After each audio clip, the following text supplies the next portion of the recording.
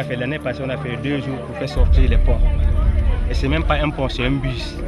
Il y a quelques ponts qui sont mis.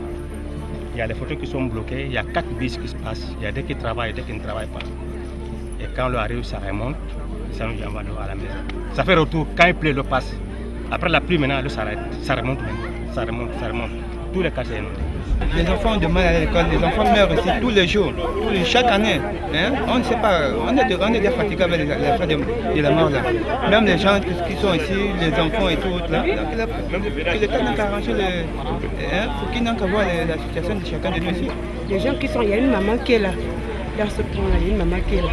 On ne sait pas si elle est sortie, parce que la pluie a commencé depuis 4 ou 5 heures comme ça.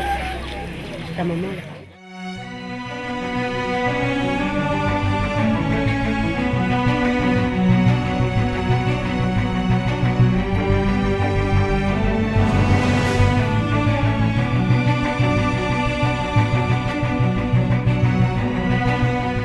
Dormi là-bas, on a mis les matelas, les draps au sol. 1h du matin, 1h du matin avec les enfants.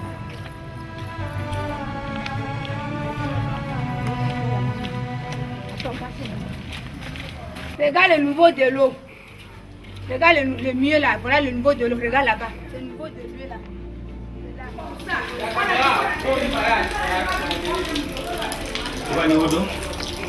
C'est caché la côté du niveau.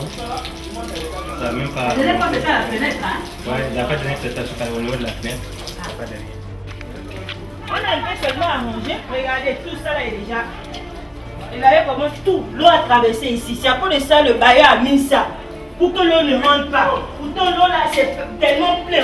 Allez, regardez. Tout ça, regardez. Tout ça est déjà gaspillé, regardez. L'eau était carrément venue là. Essayez de regarder tout ça là, on a arrangé. On a essayé d'arranger tout ça. Tout est cassé. L'eau rentre jusqu'à dans la moire. Les fauteuils sont mouillés. Ce qu'on dit là, c'est pas tous les jours on va nous donner les 700 000 ou même on va nous dire d'aller loger au stade. Nous-mêmes on a chez nous. Essayez de casser le pont pour qu'on puisse avoir la paix. On vit, on dort. Si là, il pleut comme ça, on doit rester debout.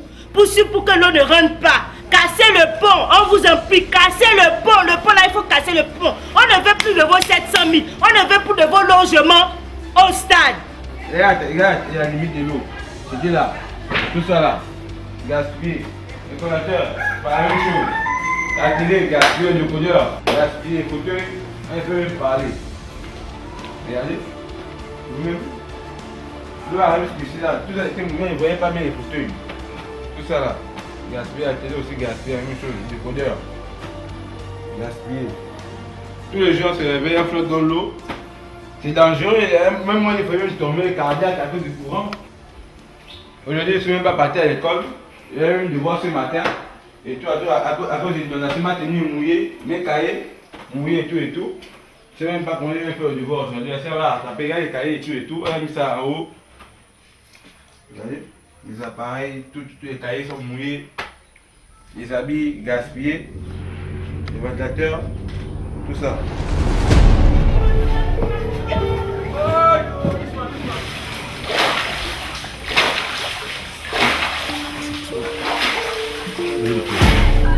C'est depuis la nuit du samedi à 23h jusqu'à dimanche et de hier à 1h du matin jusqu'à aujourd'hui. Nous sommes dans cette situation depuis belle lurette. Nous avons été recensés par la Croix-Rouge dans la dernière inondation, mais jusqu'à aujourd'hui, il n'y a pas de suite. Est-ce que cette deuxième inondation va faire réagir les autorités? On ne sait pas.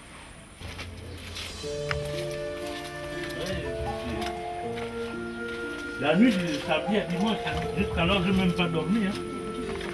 On était obligé de percer et tout. Comme là, depuis 1995, on n'a jamais vu ça, avec les maisons qui ont été construites dans les...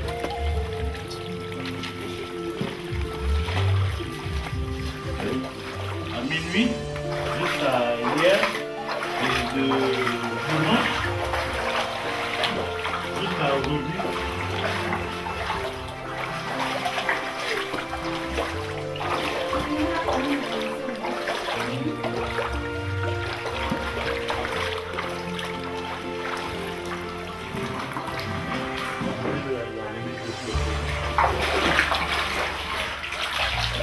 Hein, limite de flottaison où l'eau est arrivée. Au niveau d'eau, que ce soit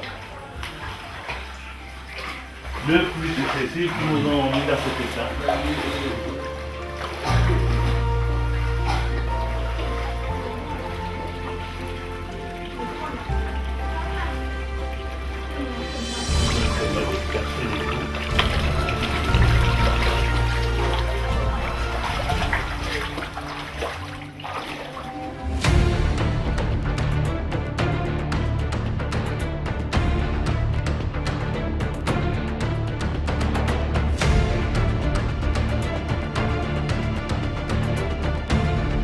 On tourne de l'autre côté, hein? Oui, on prend la route de Tchanguette.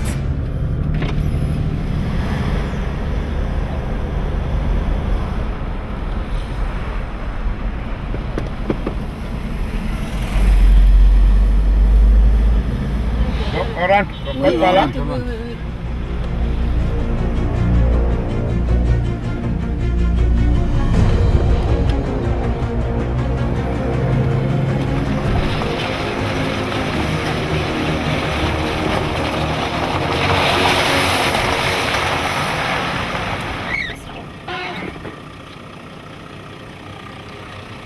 Le 4 novembre dernier, nous avons été victimes de la même situation que samedi et dimanche. Et nous avons monté un dossier en filmant le niveau d'eau et le canal qui ne répond pas aux normes requises en matière de profondeur et de largeur. Et la route qui est barrée par un riverain alors qu'elle est reconnue d'utilité publique parce qu'on est à 2 pas du goudron. Alors nous l'avons adressé à la Croix-Rouge qui est venue faire l'état des lieux et l'enregistrement de différents sinistres.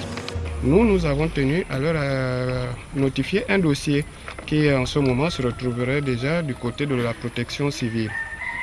Là, nous attendons de transmettre un dossier également au ministère en charge de l'habitat, au social. En fait, nous essayerons de toucher toutes les entités.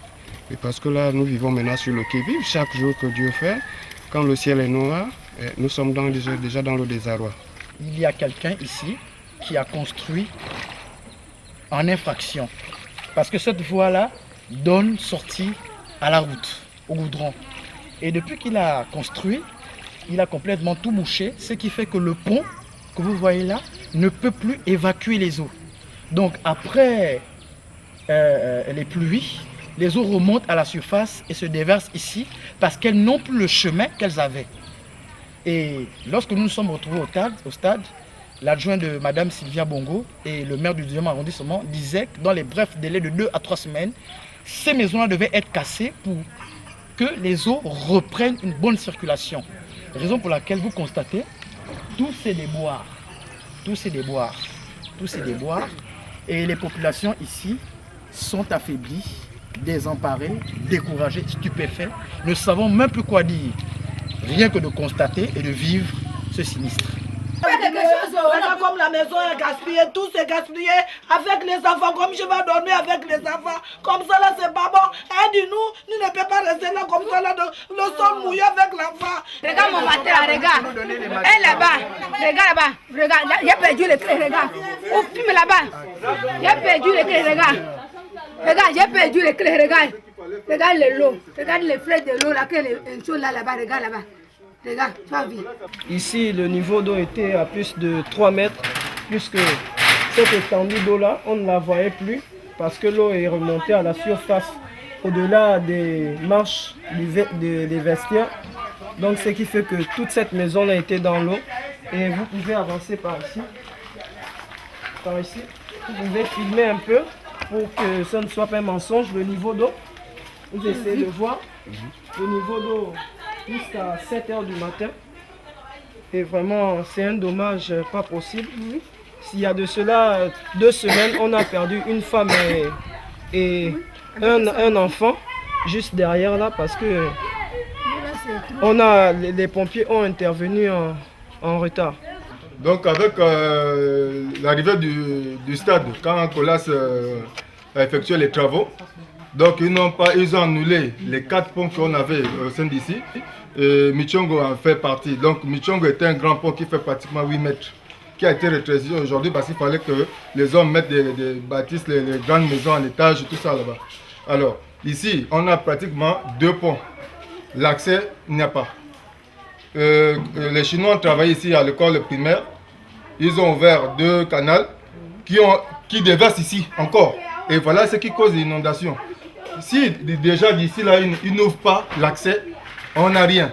Travailler de l'autre côté, bras de mer, tout ça, c'est pas ça la solution. Ici, on s'inonde. Ils n'ont qu'à venir tout prévoir ici. Et voici comment se présente un peu la situation de façon visible.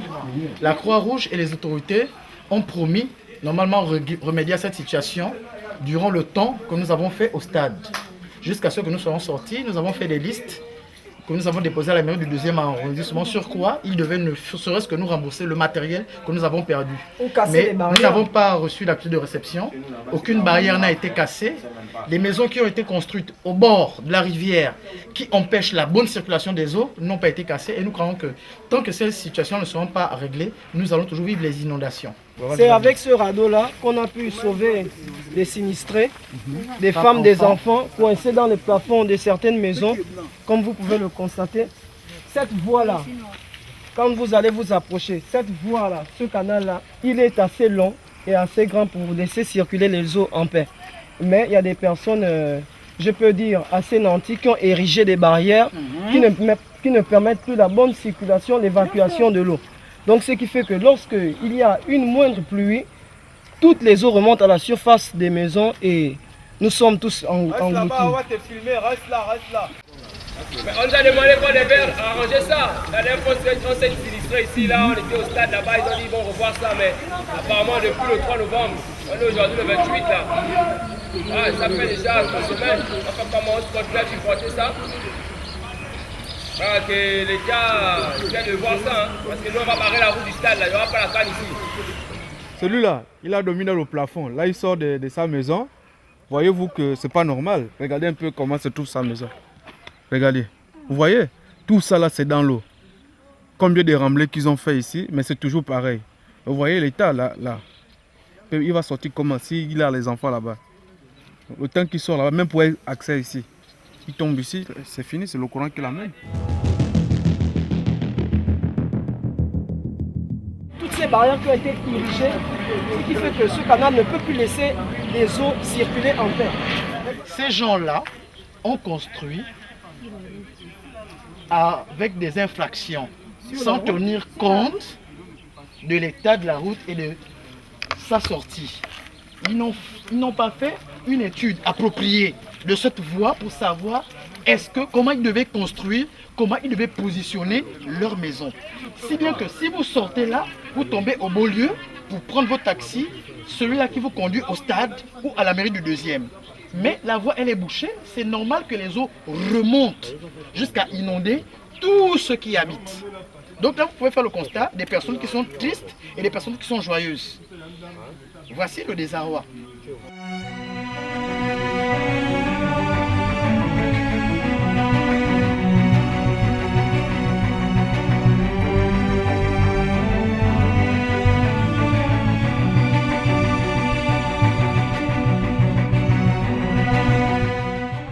Que le Makaya dorme en paix sur son matelas ou au sol, mais qu'il ne soit pas inondé. C'est tout ce dont il a besoin.